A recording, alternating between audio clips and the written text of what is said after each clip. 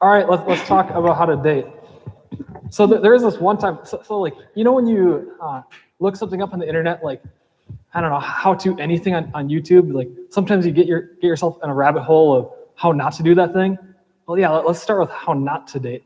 So many years ago, long before I had met Shanna, I went on a date to Olive Garden with this lady, and we go on in a busy lunch hour. There's about a half an hour wait. Like, yeah, no biggie.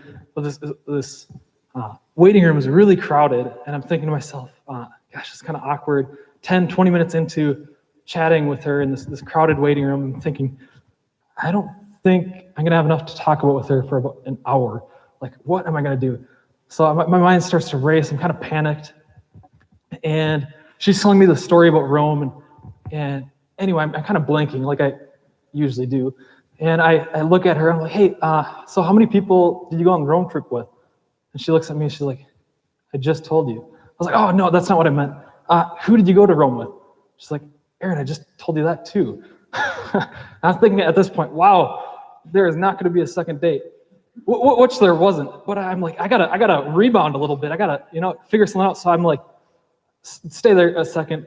I go to the bathroom. I pull up my phone, and I Google what to talk about on a first date. So if Shanna, my wife, she'll give you some advice on how not to do that, how not to end up like me. I'm glad it didn't work out with that lady. So let us start by introducing us. So this is a little progression of our relationship. Aaron and I met in undergrad at Minnesota State Mankato at the Newman Center there. And long story short, we became mutual friends with a group, and Aaron started to pursue me from there. We started dated for a year, got engaged, and married, and now here's our little family, and Pia is somewhere out there. So, we come to you tonight because this is not a talk for us, but this is about you. And we're not here to give you like a textbook play-by-play answer, what to say, when to say it, how to say it, but rather to just like lay principles down and building blocks for you guys to have a successful and wholesome Catholic relationship. So before we even start about dating, I think it's really good to set the tone of keeping the end in mind. What is dating for? What is the purpose of dating? And so we know that, there are two ways that a dating relationship can go. You can break up or you can get married. So we're going to keep the marriage aspect in mind. And so I think if we start with the end in mind and have this as a pinpoint of the purpose of dating, this will save us so much heartache, so much confusion, so much time, and another person's time. But before we get into this, I think we really do have to be aware of what marriage is, because we're so immersed in a culture that says so many different things about marriage, which just isn't true. So we're just going to call some of those things out. And we have to be aware of these things. So whether it be in music we listen to, TV shows that we watch, movies, different conversations you hear on campus, marriage is not something that is sacred, that the culture says, but they say that love is a feeling. You can fall in love, you can fall out of love. There's no really commitment in marriage. And so we need to, before we even enter into a relationship, we need to get our minds set straight about marriage and what the purpose of marriage is. Okay, so the point of dating, you're not dating, at least you ought not to be dating because you're lonely, because you're looking for an adventure. Shanna put this one in, or because you're looking for a holiday swoop, she said. Basically, you're not dating to fill your own need, but you're dating to give yourself away and to discern a calling. So marriage, I think often in the eyes of the world, and even in the eyes of us Catholics, is viewed as a choosing of sorts. Whereas, those who are open to a religious vocation, are open to pursuing the seminary or going to a convent, they take their vocation much more prayerfully and discern it much better than I think an average person in a relationship or pursuing engagement. So I think to set this perspective straight, that a relationship is meant to discern marriage, and a marriage is ultimately a calling, and it's a gift from God. So if we can have that foundation of these truths, then a lot of these things that we talk about, I think will start to click. And we're going to basically structure this talk from that perspective, which is true, and which is what the church has always taught, that marriage is a gift, and it's a calling.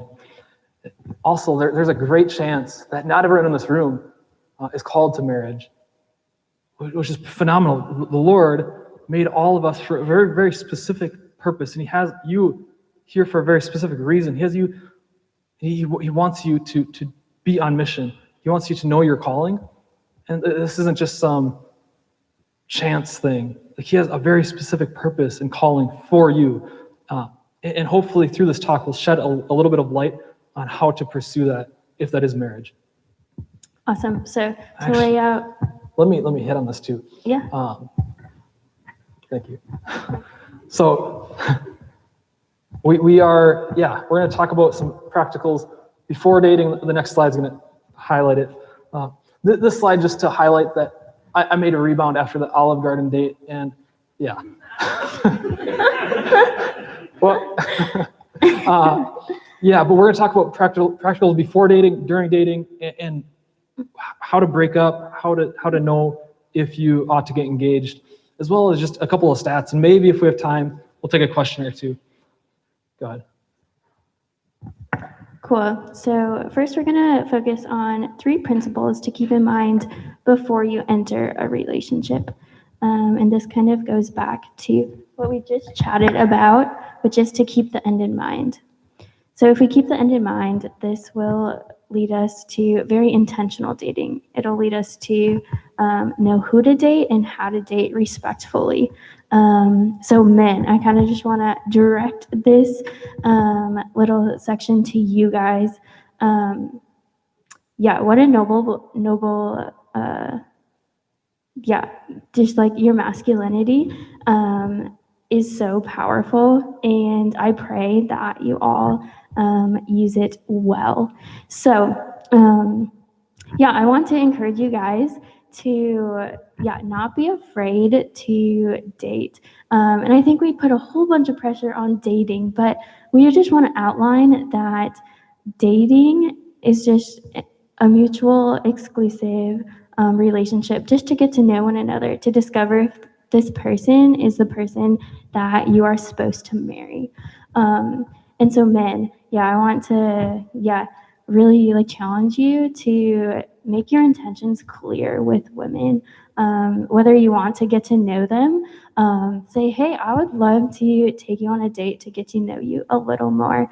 Not this kind of vague, hey, I'd love to hang out, and just kind of keeping the lady guessing. That's not super great. And women, we can get really confused. And so if a man is so respectful to make clear his intentions, ladies really appreciate that. And also, speaking to the men, this will allow you to not waste your time, to look for a woman who you see the qualities. That could be a potential wife and a good mother to your children someday. So women, again, if we keep the end in mind when dating, this will save us a lot of heartache. It won't leave room for guys who aren't serious about dating or relationships or marriage in general, who maybe just want to play with your emotions. Ladies, we don't have to settle. And so if we keep the end in mind, it'll keep us from getting into a relationship that we never wanted to be in the first place. Cool. So the second principle is good habits. So how you are as a single person is how you are going to be as a dating person or a married person. Habits follow us for better or for worse. And so this season of singleness before you get into a relationship is a great time to develop character and virtue and good habits. So, yeah, I know good habits are really hard to form, bad habits are hard to break. But we look at the fruit of disciplining ourselves. We see the disciple is the root word of discipline. So this is even in our Christian life. Jesus asks us to be disciplined and to be perfect, just like our Heavenly Father. Awesome. Yeah, hard things bring great fruit. And also, I mean, you guys have all heard the divorce stats, and we're just going to touch on them at the end with a couple other stats. We're not going to dive into them, but you guys have heard that like 50% of marriages right now or in the last couple of years have ended in divorce. Like, you know, that's kind of a buzz stat, I guess. Everyone's heard it, but this is pivotal that we, in the next 5 years, take the preparation wherever you're at, dating or single right now. You take this time seriously to develop a life of virtue and to dive into a relationship with Jesus Christ. Because look, if you take these next 5 years seriously, the next 50 years you will benefit immensely. And if you don't, the next 50 years will show that as well. So these shared values, Shanna and I got talking, and we're like, what are two things or a couple of things that are kind of non-negotiables to looking for a boyfriend, looking for a girlfriend? We settled on these two things that were at least a baseline. First was the divinity of Christ, that they accept and know Jesus Christ. And then the second was the value of chastity, the importance of chastity. Well, because one, flirting to convert does not work. And if you're trying to come to know Christ and to discern marriage, which marriage is a calling, right? You need to have this purity of mind and purity of heart to do so. And if the other person's not on board from the get-go, that's a huge red flag. So hobbies change, but the best relationships have this core, this nucleus that's unchangeable. Well, the best relationships have at the foundation Jesus Christ. And the best relationships, ultimately, at the end of the day, they're not about one another. They're about serving Him, and they're about going on this great adventure. They're about climbing a mountain. You know, I like this quote. It's like the Catechism says when talking about marriage is for the sanctification of the spouse, the procreation, education of the children. Notice marriage doesn't talk about yourself. This is a gift of self.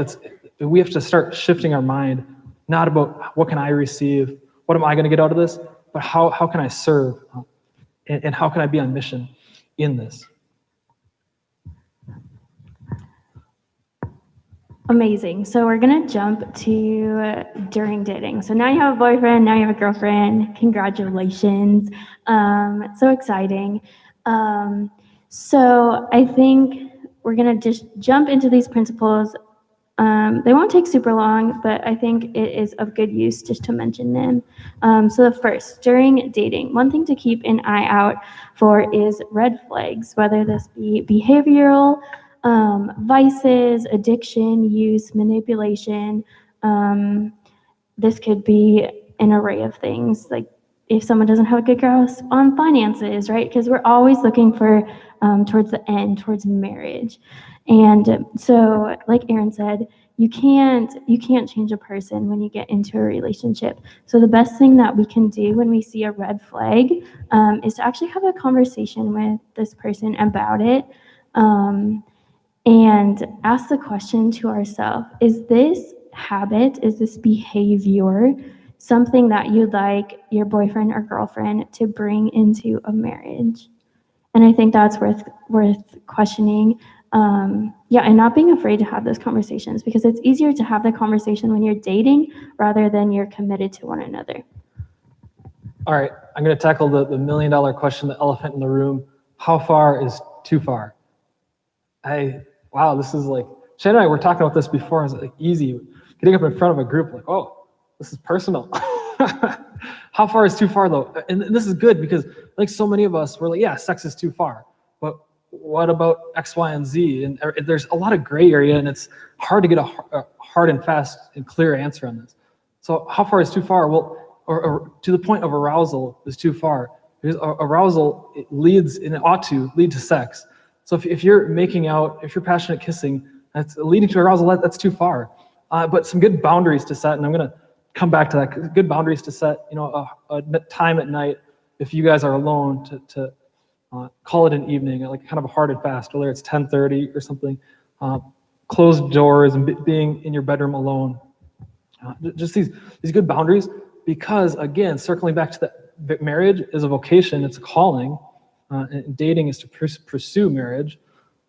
And if we want to hear the Lord's voice, if we want to be convicted of this calling, we need to have this purity of heart, this purity of mind, and that makes dating incredibly, or makes the discernment 100 times easier. And now if you're in a spot where it's like, well, I've fallen, I've gone too far, the Lord offers mercy, and he's always renewing, and he will always offer you a new heart. So you just turn back to him. But know that this is a good principle, or a good baseline to practice, to set some solid boundaries. Because again, look, the divorce rate is 50%. You and I, we need all the help we can get if we're going to actually have a successful marriage, a thriving marriage, a marriage that lasts more than 5 years. And this is just the start to putting in the groundwork to having a successful marriage. And again, the stats that we're going to just touch on at the end will show that too.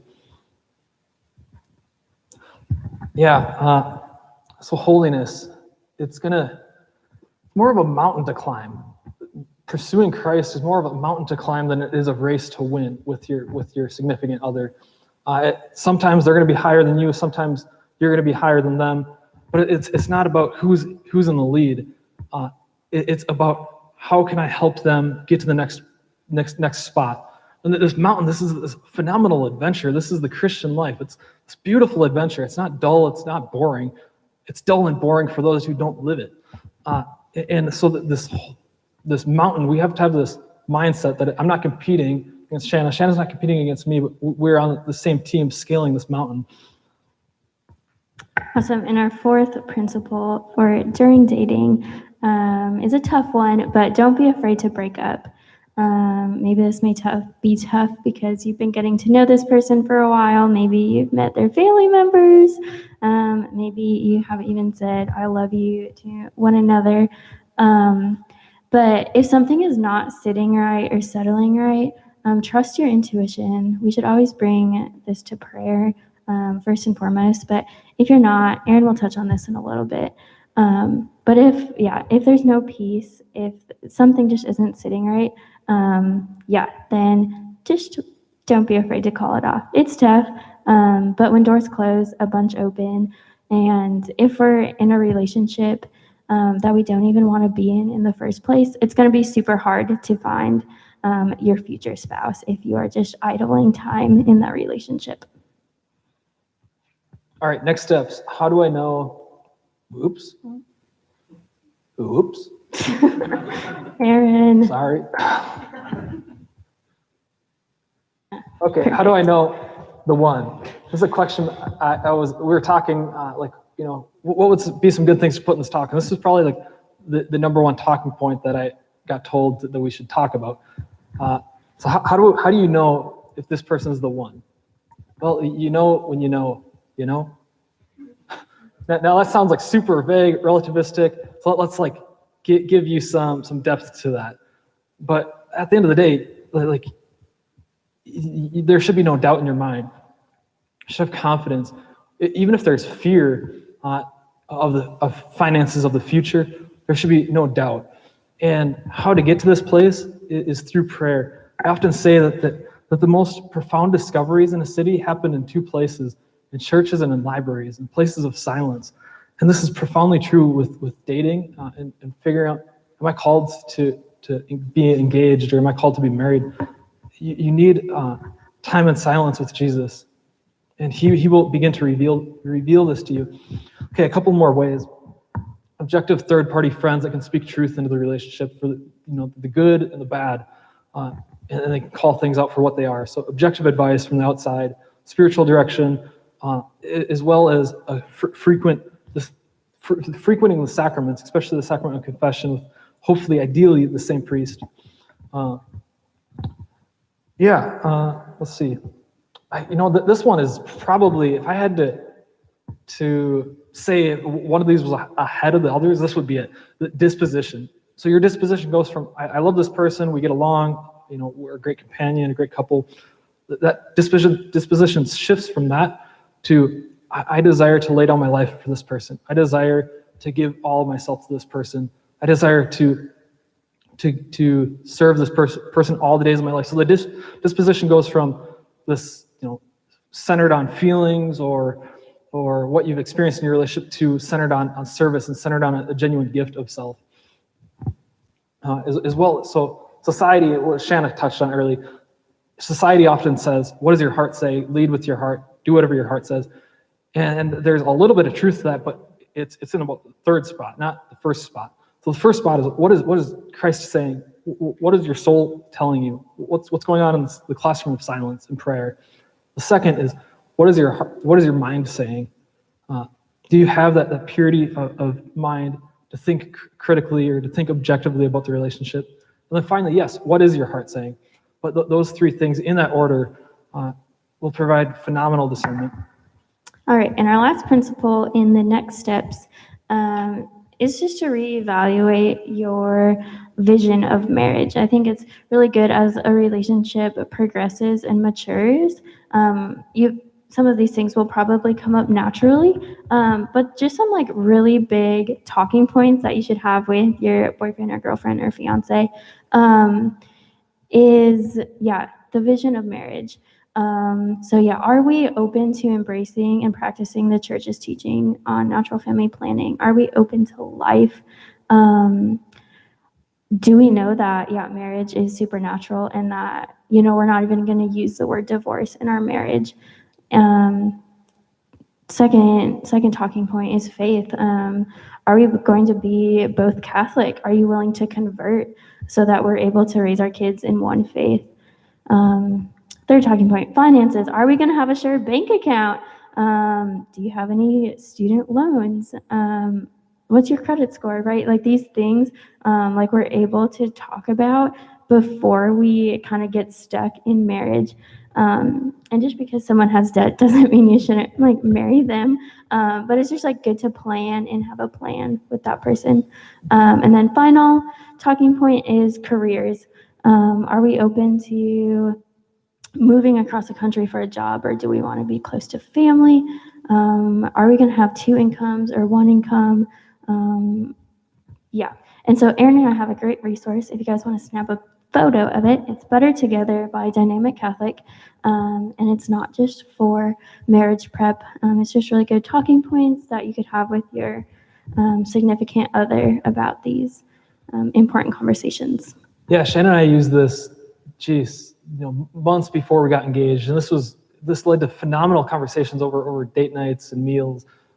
It's just great to start the ball rolling on these important issues that often are addressed, maybe far too late. So this resource by Dynamic Catholic, if you Google that someday, or just remember Better Together, it'll pop up. It'll be the first hit on Google. It's a free resource, and it's really awesome. Okay, let's check these stats out.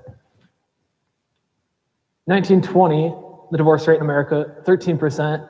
2010, 53%. So that's what I'm talking about. We have to prepare ourselves when we're single. We have to take this time seriously because the society is against the family. The devil, his greatest attack right now is on the family. There's a war going on. We have to prepare ourselves, and now is the time to do it.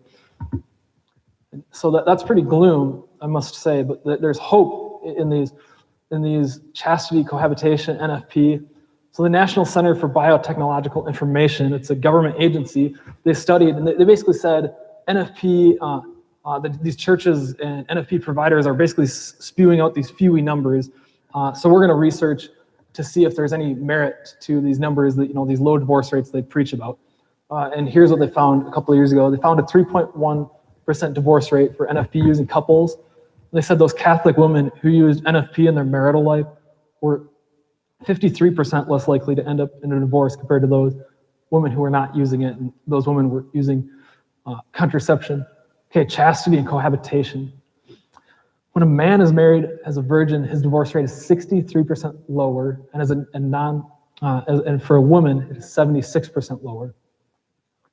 And then most couples who live together before marriage, one, they don't end up getting married, and two, if they do end up getting married, they've successfully increased their divorce rate by about 80%, a little under, but crazy. So I think this goes to show that not only are the church's teachings good and beautiful, but they're also true, and they're incredibly relevant, they're incredibly necessary to live, not just as a disciple of Christ, but a happy and successful in relationships, and especially the relationship that matters most in life, which is to your spouse.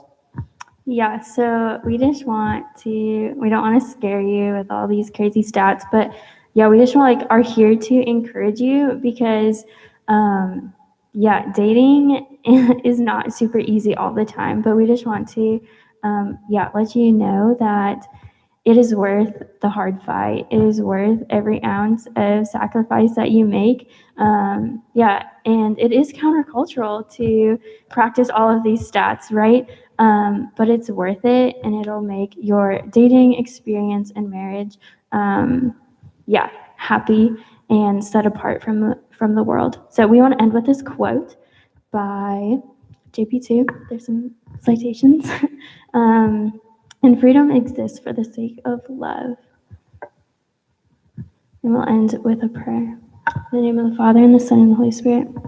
Heavenly Father, we thank you for calling us to be at NDSU in this particular time, in this particular place. We pray that you would rid our heart of any fear of dating or getting to know another. We ask that you would place freedom in those areas, that you would allow us to ultimately know you and to lead others closer to you. We ask for the grace to not compromise in our relationships. In Our Lady, we ask that you would always intercede for us in this capacity of our life. We ask this all through Jesus' name. Amen. Amen. Father, Son, Holy Spirit. Amen. So we don't have time for any questions. We're going to start adoration. But if you do, feel free to grab Shanna or I afterwards. As well, maybe a thing to pray about, just asking the Lord up here in a minute or two, should I go to seek? See what he says. Thanks.